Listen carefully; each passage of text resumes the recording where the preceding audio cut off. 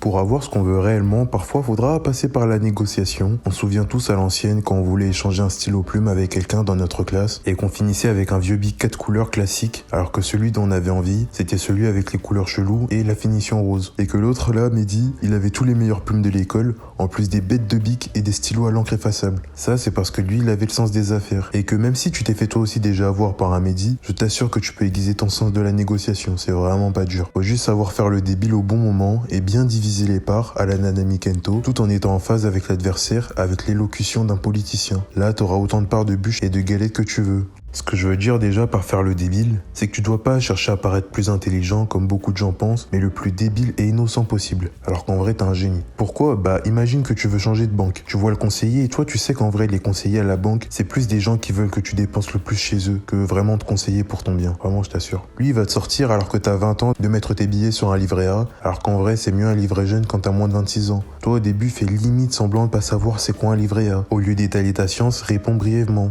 Va à l'essentiel. En lui posant des questions comme c'est quoi un livret A, puis vu que tu t'y connais plus qu'il le pense, tu l'amènes doucement sur oh j'ai aussi entendu parler d'un livret jeune, c'est quoi ? Là il sera obligé de t'expliquer, car cet air innocent, c'est comme avec les enfants, on va se dire qu'il est moins intelligent que nous, qu'on peut le manipuler avec facilité et qu'on pourrait même l'aider. Alors qu'en vrai c'est toi qui maîtrises la situation. Et tu sais très bien ce que sont ces livrets. Et après qu'il t'ait parlé de ça, bim, tu lui dis que tu choisis ça, tu mets directement au rendez-vous pour qu'il te saoule pas et te fasse plus dépenser de blé, et tu repars gagnant en ayant bien négocié. Le fait de paraître débile peut être que à ton avantage. Tu fais genre d'être en quelque sorte en dessous mentalement pour mieux surprendre la personne grâce à ton air gentil. D'ailleurs pour tous ceux qui ont un chat, maintenant vous savez pourquoi il se frotte à vous avant le midi.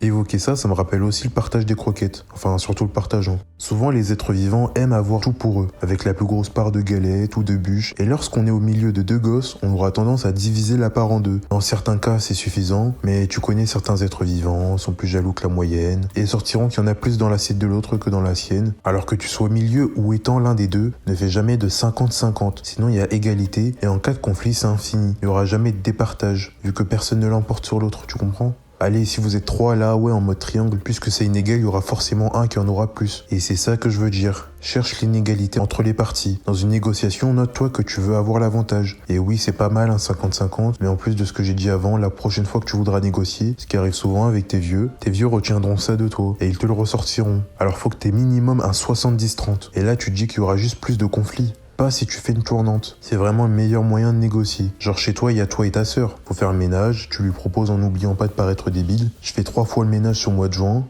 Et toi une fois. Après on tourne par mois. Elle va pas refuser, l'offre elle est trop belle. Elle va se dire oh mais j'ai mes examens, en plus comme ça je serai tranquille. Mais toi, ton plan, c'était juste de profiter de ton été avant elle wesh. Pendant qu'elle se tapera toute la poussière et les chiottes, toi tu pourras lancer des projets, ta chaîne YouTube, ton manga et tout. T'as négocié pour que ça t'arrange toi et les vieux ils pourront pas te sortir que t'as rien foutu. Pendant 1 mois ils ont vu que tu t'es tout tapé. La protection elle est trop puissante. Voilà pourquoi c'est mieux de faire une tournante. D'ailleurs ça peut aussi être 10-90, 20-80, puis 70-30. Enfin, tant que c'est pas du 50-50, c'est bon quoi. D'ailleurs, en bubu aussi, tu peux faire ça.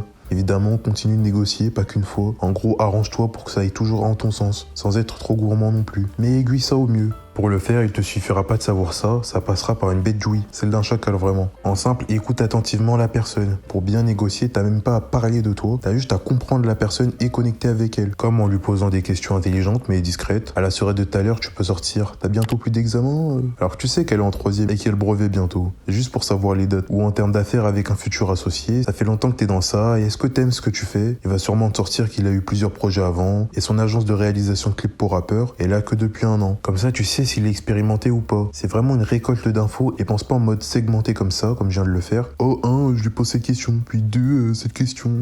C'est débile. Faut que ça soit fluide, détente, on est entre frérots. Tu fais pas semblant. Tu t'intéresses vraiment à la personne pour que tu t'entendes bien avec lui. Je pense que c'est toujours mieux de bien s'entendre avec quelqu'un avec qui on bosse en le tutoyant que mettre cette distance de la politesse avec des vous inutiles. Ça fait perdre du temps. C'est pas ton meilleur pote mais une bonne connaissance. En fait, comme en amitié. Puis tu devras bien lui répondre. Vu que pour comprendre, va bien falloir aussi se faire comprendre. Bien s'exprimer, c'est tranquille, tu vas voir. Retire les gros mots de ton vocabulaire déjà. Ouais, comme papa-maman te disait. Vu que ça sert à rien. Et pour t'expliquer, en gros, dans la tête des gens, dire des gros mots, c'est lié à la violence. Et comment on peut discuter, négocier avec quelqu'un de violent ? On peut pas. Donc on t'écoutera moins. Puis c'est sale, les gens disent des gros mots vu que tout le monde en dit. C'est pas pour autant que tu peux pas être un trou de personnes grossières. Heureusement, être grossier ça fait rire un peu les gens, alors qu'une personne qui insulte tout ton arbre généalogique, alors qu'il s'est juste versé de l'eau sur lui, ça rebute. Même si ça peut être drôle des fois, mais lié à la violence. En bonus, laisse des silences quand tu parles. La personne va pas fuir, alors parle calmement. Débite pas pour débiter et finir par plus bégayer qu'autre chose, mais ouvre-la pour te faire comprendre. Et évite les en fermant la bouche et en les changeant plutôt en on, ou encore mieux de simples pauses. Et pendant ce genre d'instant, fixe pas la personne comme un taré. Regarde plutôt ailleurs à la fenêtre ou tes ongles. Après, regarde pas ailleurs 1000 ans comme un autiste. D'ailleurs, anecdote, ça m'arrive aussi de mater ailleurs pendant vraiment longtemps. Et que quand il y a une fenêtre, les nuages, c'est tellement beau. Les gens peuvent mal le prendre, même si tu les écoutes, ou ça peut en rajouter à ton air innocent. Là, je sais pas, ça dépend de la personne, je dirais. Avec tout ça, si t'es détendu, mains dans les poches, tu sais, détendu, quoi. Ou les mains joints, et pas comme une mouche ou Monsieur Burns.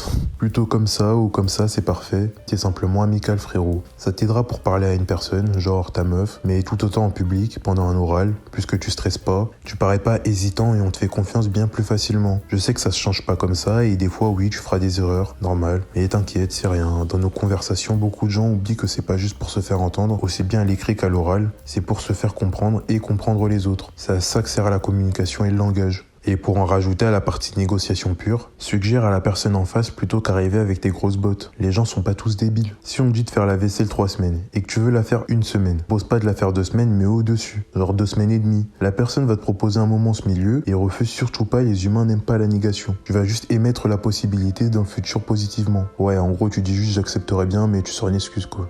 Genre les cours et tu reprices en bas. Par contre 1 semaine je peux. Et tu proposes un petit truc facile en plus en mode upsell, comme au McDo quand ils te proposent les sucreries en plus. Comme ça, la personne se sent pas trop douillée. Genre sortir les poubelles, ça prend 2 secondes et personne n'aime ça à cause de la puanteur. Là, t'as bien suggéré alors que t'aurais pu dire après qu'elle t'ait proposé 2 semaines de vaisselle, répondre par la négation je peux pas, sans sortir d'excuses en plus, et dire je peux le faire pendant 1 semaine. S'il te plaît Todo, ne fais jamais ça. C'est la pire manière de négocier. C'est pour ça que Mehdi t'a eu en primaire frérot. Choisis les choses qui te prendront moins de temps au total. Les autres choisissent ce qui prennent le moins de temps à l'instant T. L'humain veut toujours tout de suite. Profites-en. Aussi, je pense que tu le sais déjà, mais imaginons que t'es en Thaïlande, vu que t'es un touriste qui parle pas leur langue, ils vont te douiller, c'est sûr. Alors si on te propose un colis à 50 €, t'as en tête environ 15 balles, mais tu lui fais croire que tu le veux pour 30, tu continues de pricer vers le bas, c'est toujours le mieux, et t'achètes un petit truc en plus encore en mode upsell, t'en ressors pour 20 balles. Là, en gros, t'avais en vérité un prix en tête, mais t'as proposé plus pour arriver finalement à ce que tu voulais. Puis pour expliquer vite fait, pourquoi faut toujours pricer vers le bas, c'est car après 0 et 1, il y a l'infini. À l'inverse, plus tu te rapproches de 0, plus y a rien.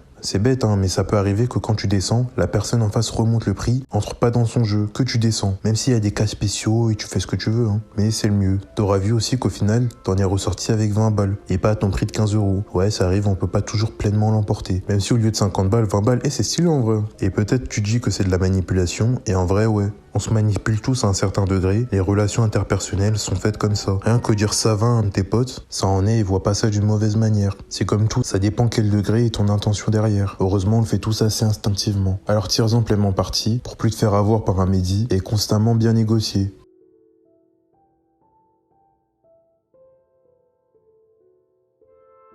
Si ça t'a plu, on vise les 10 000 abonnés avant le 1er janvier. Alors je t'invite à les rejoindre si t'en fais pas déjà partie. Puis il y a un Discord si tu veux venir parler. Tu peux rejoindre ma newsletter, je donne plein de conseils de genre en y gagnant tous les deux. C'était Anachi Monogatari et n'oublie jamais, suis ta passion.